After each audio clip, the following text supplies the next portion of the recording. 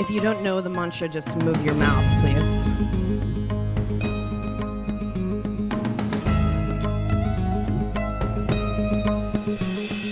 Lakshman, Lakshman, Lakshman, Lakshman, Om, Om, Lakshman. Lakshman, Lakshman, Lakshman, Lakshman, Om, Om, Lakshman. Lakshman, Lakshman, Lakshman, Lakshman, Om, Om, Lakshman. Lakshman, Lakshman, Lakshman, Lakshman, Om, Om, Lakshman. Lakshman, Lakshman, Lakshman, Lakshman, Om, Om, Lakshman. Lakshman, Lakshman, Lakshman, Lakshman, Om, Om, Lakshman.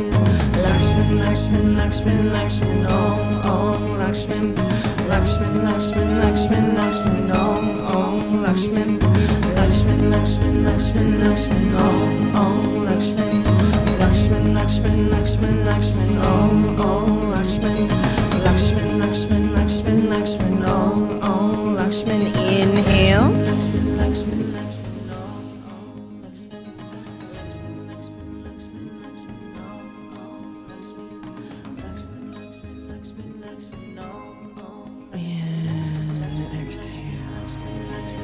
Om, Om, Lakshman.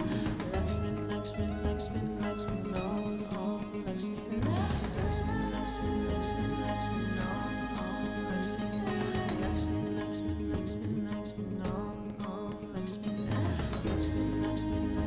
And exhale. Because I am old and don't know how to use technology, I just have to find this from my, millennials. How to figure this one out. Okay, ready?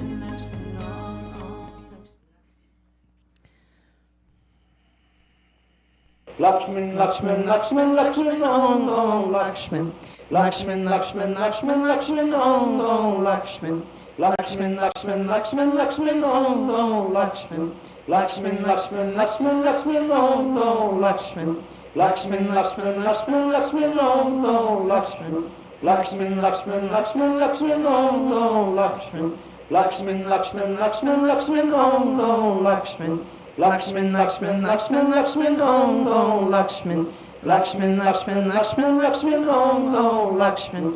Lakshman, Lakshman, Lakshman, Lakshman, Om, Om, Lakshman. Lakshman, Lakshman, Lakshman, Lakshman, Om, Om, Lakshman. Lakshman, Lakshman, Lakshman, Lakshman, Om, Om, Lakshman.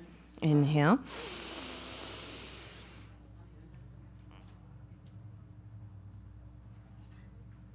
And exhale. Good, good, good. All right. So that mantra we've been doing here since the last new moon. And Yogi Bhajan, because all his job was to do was to give these teachings and then, see what happens to us. He only gave that mantra one time, one line in 1969. Okay, and that's the what Liv Chudin took, and she, what do they call it? Looped it with an audio recorder machine. So she looped it, and that's how we got this 11 times Yogi Bhajan saying it, which we are offering as a free download, because we really think everybody should be chanting this mantra 11 times. It takes 46 seconds, so not a huge commitment. 46 seconds, you do this 11 times, and what we're finding out with this is that after he gave the one line of the mantra, he said at one time, he said that this will kind of open the realms of alchemical kind of gold. He didn't say it in that language. I'm saying it a little bit in my own language, but alchemical gold, but it will also test your greed. And it will also put you in a space where you have to actually grow up and receive the great birthright that you have been destined to receive, and you're just, kind of a complaining child about it. Okay, Satnam, good morning. I'm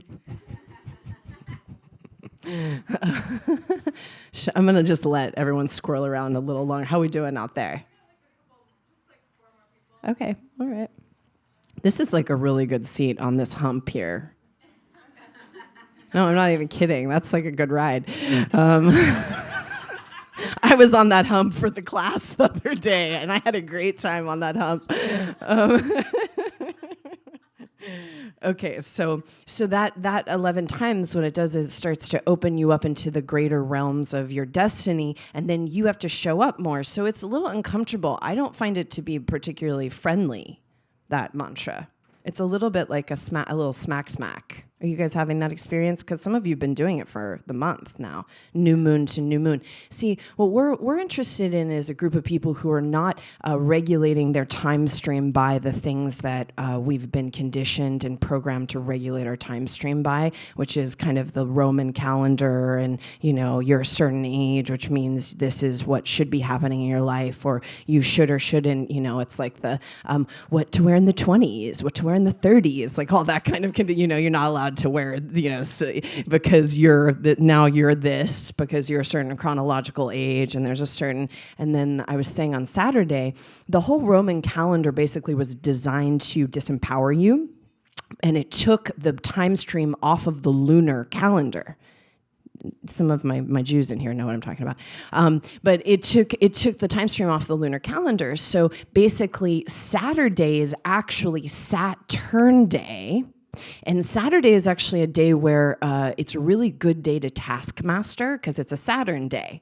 And so the whole work-slave society thing is conditioned to, you're basically, TGIF, thank God it's the weekend. The weekend is actually aligned on days that aren't meant to be rest days. Like Monday is a moon day, and it's really much better Sabbath day.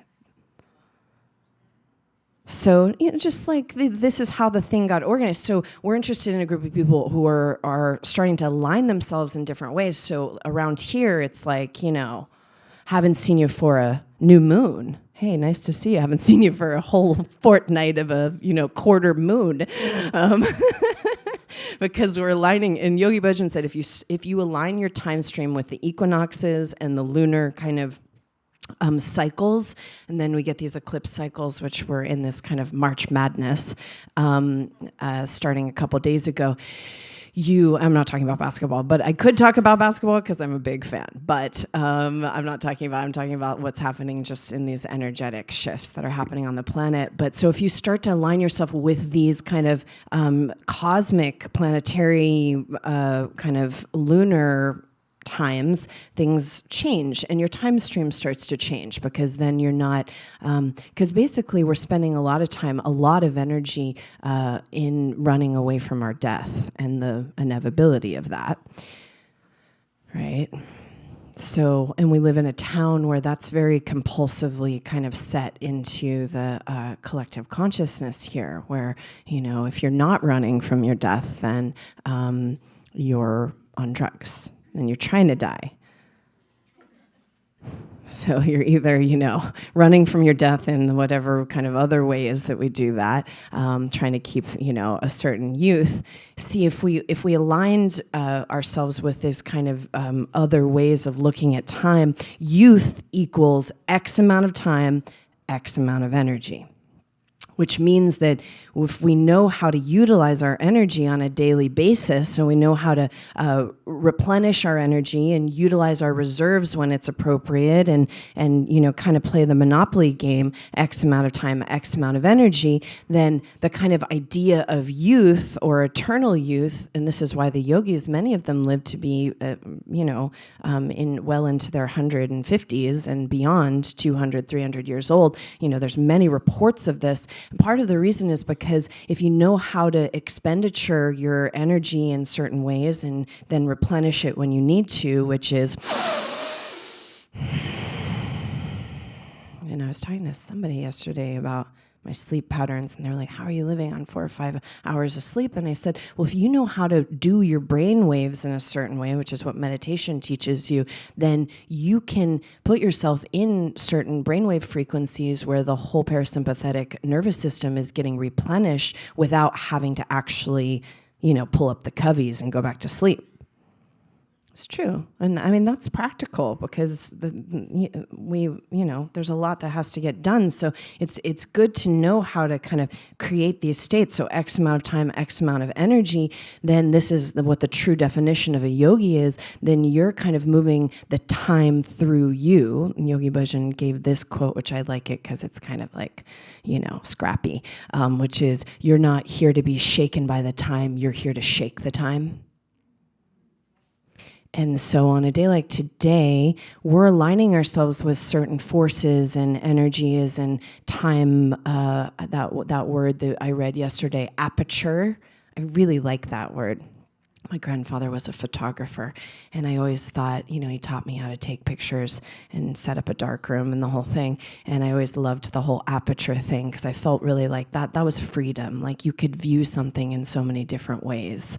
And so this kind of aperture, which we're commanding how open this kind of portal can be during this time, because this eclipse is very monumental, what's happening today. And the windows started opening a couple days ago. You could feel it, right? Anybody feel some stuff going on? I had a funny thing happen yesterday. And I felt, what I felt? I felt so prepared for it because I've had this happen in other time streams. And I didn't do as well, but I felt like, there was a major graduation that happened yesterday because we live on a polarity planet. And so, of course, I was in a rush to get somewhere. And when I parked my car, I thought it was weird. It wasn't letting me feed the meter more than 4 p.m. And I don't leave Venice except to go to LAX. You know what I mean? I'm not saying that's good, but I'm just saying that's kind of, I go work out in Brentwood. So I go Venice, Brentwood, LAX, basically, but I was out of that zone, okay? I was out of the zone. I was over in Westwood. Not a good idea. Don't recommend it. So I fed the meter, but I was late, and it wasn't going past 4 p.m., and I was like, oh, this must mean it's free parking after 4 p.m. So I went into my appointment, and I went. Yeah, anybody else have this? This is exciting stuff. I had this I have had this happen also in New York, which is a much more. It's a bigger deal. So in LA is much more friendly this way. I had it happen about a decade ago on Pico actually, and I actually walked out and they had the car on the tow truck, and I was like, okay, hold on. But so I walked out after the appointment and my car was gone. And I just went, my car's gone. It got towed. Okay. And the whole thing was just it took 35 minutes. I texted Julian. I was like, my car got towed. And then, Ariella was going to come, my babysitter was going to come pick me up. But I was like, don't worry. I'm just going to get an Uber. And the whole thing was 35 minutes. It cost $236. Now that's a deal. I'm serious. Who has ever paid $236 to get your car towed for a great, that's a deal for an opportunity to become enlightened. I'm not kidding. There was literally not one blip on the radar for the whole thing. It was because the tow places are usually Bardo's, they're hell realms. Anybody have to go to Bruffy's ever? That's a hell realm. And this place was so friendly. The guys were all nice, and there wasn't the junkyard dogs going. The whole thing was really weird. It was kind of, but this is the opportunity. This is how the thing's going to happen in these next couple weeks. You are going to be given lots of opportunities to bitch out. I'm just giving, letting you know. You're going to be given lots of opportunities, and it will always be completely kind of aligned at the very kind of degree of your particular. You will recognize it. I thought this one was very linear. I'm like, come on. Do you got anything else? Let's go.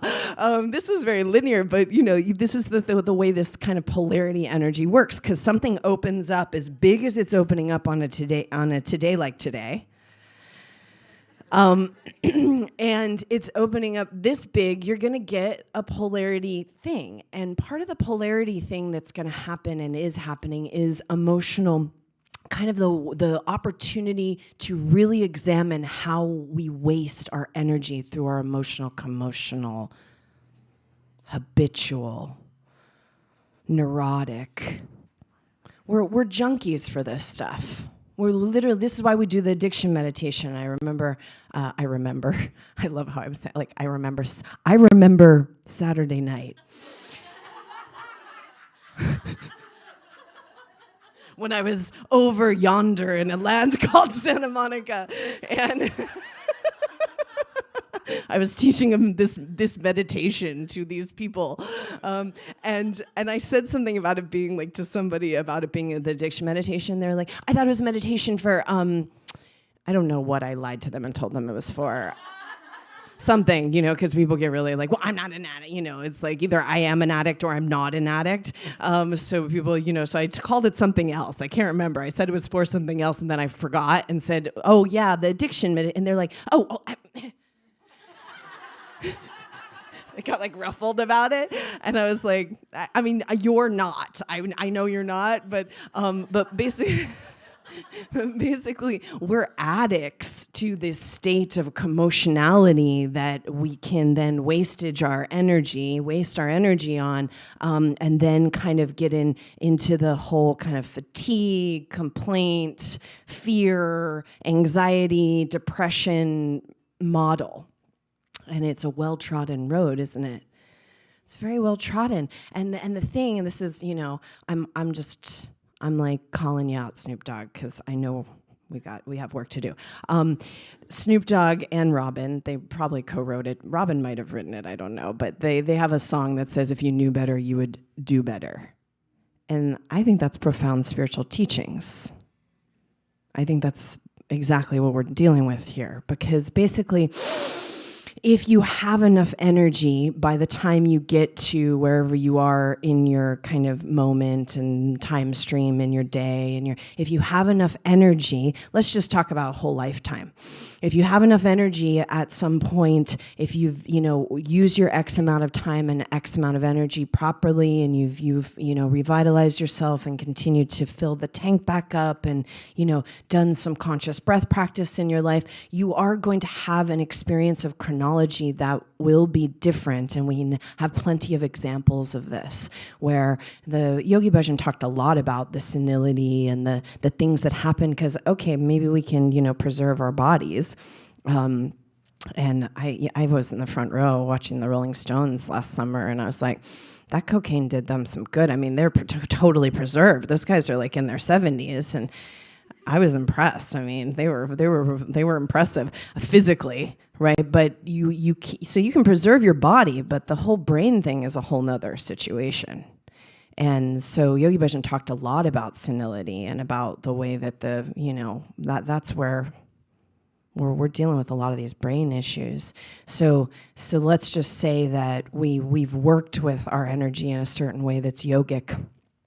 As we get into a different type of chronology, your whole time stream can be different than what we've been sold around that.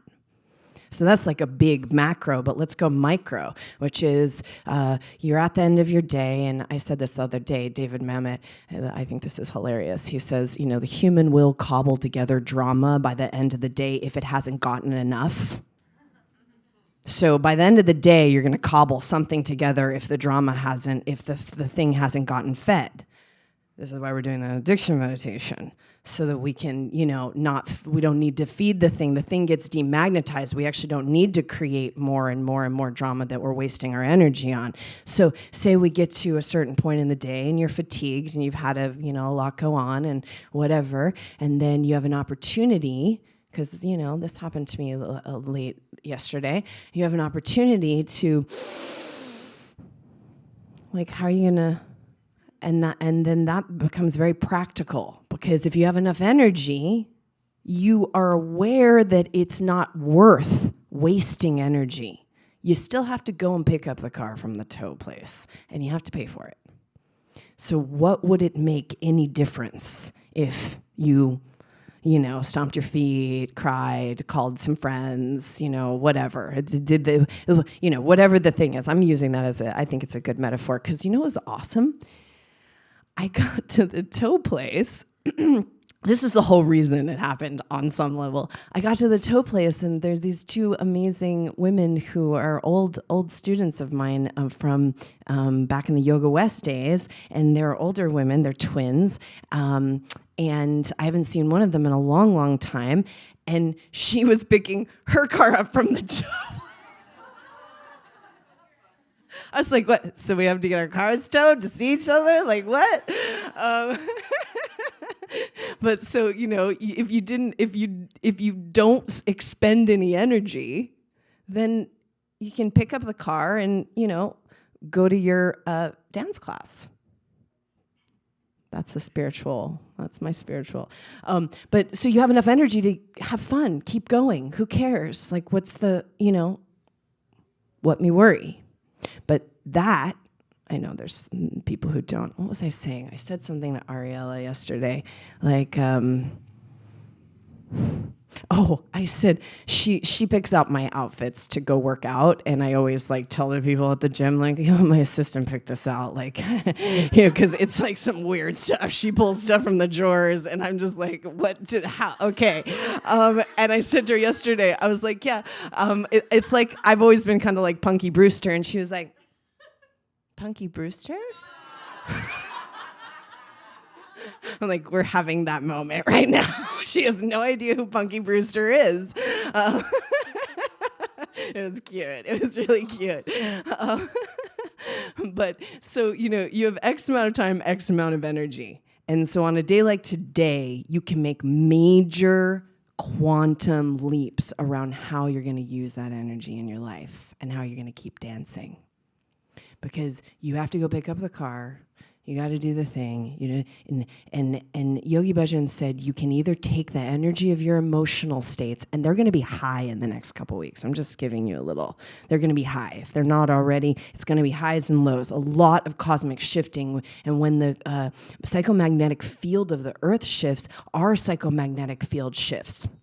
So it puts us, that's why we need stability. We need strong, stable human beings. But so, as the thing goes, because it's going to, your opportunity is to either take the emotional energy and turn it into commotion, which is the well-trodden path. We have, countless magnetic, hypnotic pulses of kind of info feeds that are telling us to turn it into commotion. Or we turn it into devotion. And what does that mean? Because we don't really know what that word means in America, do we? It's like devotion. What does that mean? But what that means is devoting yourself to something bigger than you, devoting yourself, giving of yourself in a way that is uncomfortable for you. Because I wrote this, or I put this up on social media. Yoko Ono said that the biggest thing you can do for the most revolutionary thing. She didn't say it like this. I'm hacking it. The most revolutionary thing you can do is be yourself.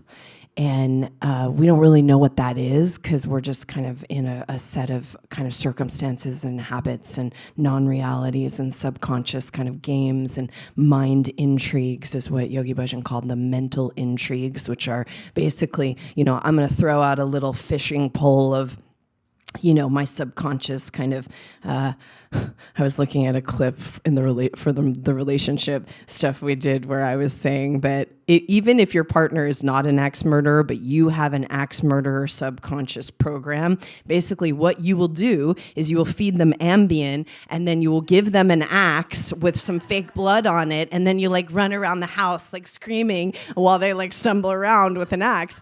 That's what we do in relationships. I thought that was funny. That's in whatever relationship, that's exactly what we do. That's called a mental intrigue.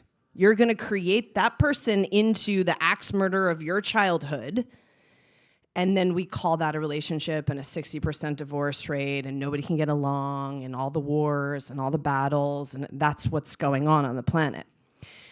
So if we take a time like today and this 2-week window where we get the equinox and then the next eclipse, we take this time to really put our spiritual practice and our kind of generosity of putting ourselves into a devotion to something bigger than kind of our habitual ways of thinking and being, a lot can shift for you. So much, like beyond your wildest imagination, and that's what we're looking for. But it's going to take a little effort because you got to get real with yourself. I said this yesterday. We got to cut through some self-deception, and that's not easy. That's I was saying yesterday that I have this little habit of saying to people, yeah, but like basically saying the thing that is their thinginess is what Trungpa calls it. Like they know about it, like because everybody knows about it besides them, and then it's always like,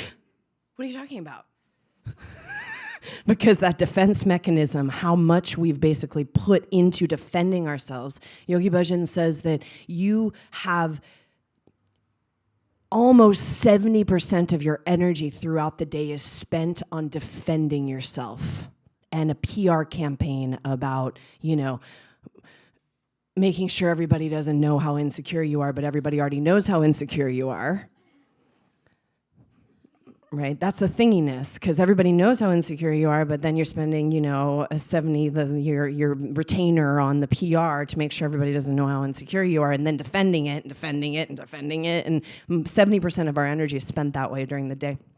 So in this next 2 weeks, I'd like to do everything we can to kind of break some of this stuff down, get real with ourselves. And you doing that is going to create a lot of space for new things to come through. It's a new moon today, besides just a solar eclipse. So you can make some great intention to make some strides past these kind of glass ceilings of your habitual kind of limitations that you put on yourself. And then we can do something on this planet besides kill each other and hate each other and compete against each other and fear each other and fear ourselves mostly, first and foremost. Wouldn't it be nice to do something else? I'd really like that. So let's see if we can do. Let's make a big impact, because a small group of people can make a huge impact. And we're getting bigger every day. We're talking to people in 165 countries right now, going live, and we're going to be live streaming all week because we think this is a very important time on the planet. So every morning we'll be live streaming. So today, in the work we're about to do, we're gonna do a little thing that Yogi Bhajan said is just a little thing. He said, your entire defense mechanism will change. So you might feel a little weird, because if you've spent 70% of your time, kind of on a PR campaign about why you're not, whatever, and then you've been defending it, so that's another kind of like, let's say 20% of your time, so then 10% of your time is spent putting food in there. And that's what we call life. Well, then, of course, sleeping. Everybody needs 10 hours of sleep every night, and don't have time to meditate. So, so that's basically what we call a life, right? So if your entire defense mechanism is going to change, you may leave here feeling a little like, what did I leave? You might feel a little weird for a day or two. That's okay. Okay. So I'm just giving you, you might feel like you left, that dream where you like came or went or left or, didn't ever put on your pants. And you might feel a little like that, and that's good. So what I'd like to invite you to kind of just, feel what that freedom feels like outside of those defense mechanisms. And don't worry, they're right there. You can pick them right back up. So let's see if we can do a day or so without them and see if we can start to imprint that in the 10 body system. What does it feel like to not be in that? And then, maybe that can start to impact a little long-lasting change in you. And then you'll want to make your new moon intentions today. Does everybody know how to do that? We did something fun, which is that we made a journal, a new moon. It's just like a little thing that we did. Well, we're going to do it better. But we made this little new moon journal for you to write your intentions. I've been doing this for, 2016? Almost 15 years I've been doing these new moon intentions. And you just write it, but you have to write it in your handwriting. you may not know that your hand can write. So you just write it in your hand.